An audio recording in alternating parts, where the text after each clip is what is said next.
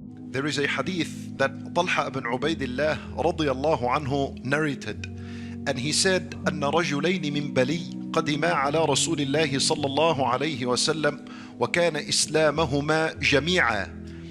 Talha ibn Ubaidillah radiyallahu anhu, he says, that were two men from the town of Bali. The town of Bali is a town close to Al-Madinah. قدما على رسول الله. They both approached the Nabi sallallahu alayhi wasallam at the same time, and they were two Jews, and they embraced Islam and said, Ashhadu an la ilaha illallah wa anna Muhammadan Rasulullah. Now these two have accepted Islam at the same time. One of them had more effort in Islam than the other. So his effort were to the point that he joined one of the battles of Rasulullah sallallahu alayhi wasallam, and qadarullah, that he passed away as a shaheed. He earned a shahada fi sabilillah, so he was martyred. His friend that accepted Islam at the same time lived to witness another year, a full year. And after 1 year, he died. Natural causes, on his deathbed, Allah subhanahu wa ta'ala took his soul. Talha ibn Ubaidillah radiyallahu anhu, after these two have died, one night he was sleeping, he had a dream.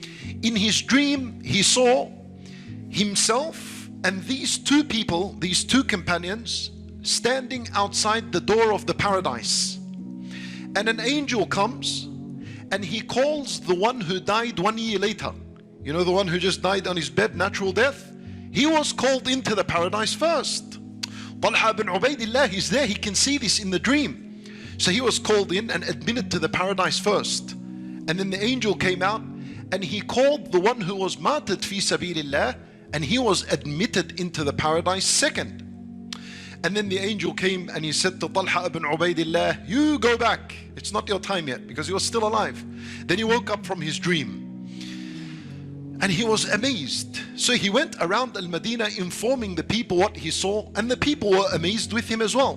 What is surprising in the hadith, that how could this person who died naturally enter the paradise first before a shaheed fi sabilillah? And we all know what special gifts Allah Azza wa Jal gives a shaheed. How can this person who died on his bed naturally enter the paradise before a shaheed? And so some people would think, you know, what's the big deal? At the end of the day, they both entered the paradise. There's always a big deal about the one who comes first in something. You know, in school, the majority of the class passes the exam, but it's always about who came first, so that he gets the medal. Who came first in the race? He gets the medal. The one who's first to buy the new product of Apple or Samsung, the one who's first to buy the product, he's the one who's interviewed, and he's the one who's asked, and he's given a special earning and a rank among the people. So there's always something special about coming first in something. So this man entered the paradise first. The Sahaba see it as a big deal. So they ended going to Rasulullah sallallahu alayhi wasallam, and they narrated this dream unto him. When Nabi sallallahu alayhi wasallam saw the amazement on their face, and he said to them, Min ayyi dhalika ta'jabun? What are you surprised? What are you all amazed by? So they said to him, obviously, how did this person enter before a shaheed?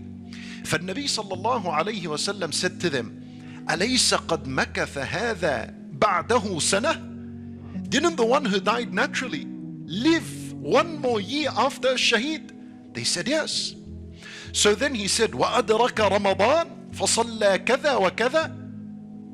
And didn't he also, during that 1 year that he lived extra, he witnessed the month of Ramadan, and he prayed this and this amount of raka'at and sajdat in his life more than the shaheed?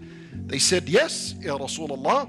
فالنبي صلى الله عليه وسلم said, فما بينهما أبعد مما بين السماء والأرض. He said that the distance between him and the shaheed is the distance between the heavens and the earth. That's the kind of rank this man earned in the paradise, because he lived 1 year more than his friend to witness Ramadan and to pray such and such amount of raka'at and sujood for Allah subhanahu wa ta'ala. Wal hadith sahih, and it is in Ibn Majah rahimahullah. So the idea is, we're learning from this hadith that it is a golden opportunity whenever Allah subhanahu wa ta'ala gives life for a person to live and to witness yet another Ramadan. لأن this is an opportunity that you may be elevated ranks with Allah subhanahu wa ta'ala.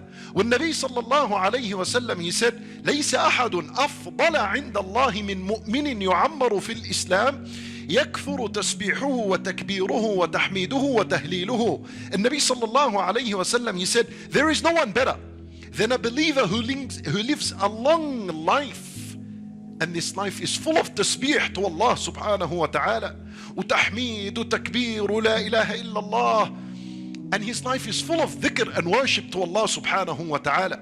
فإit is a blessing. The hadith is teaching us that it is a blessing to witness another Ramadan in your life. We ask Allah Azza wa Jal to give us life to witness Ramadan, and to give us the ability and the strength that we worship Him during Ramadan. We need to first recognize and acknowledge that this is a blessing from Allah subhanahu wa ta'ala.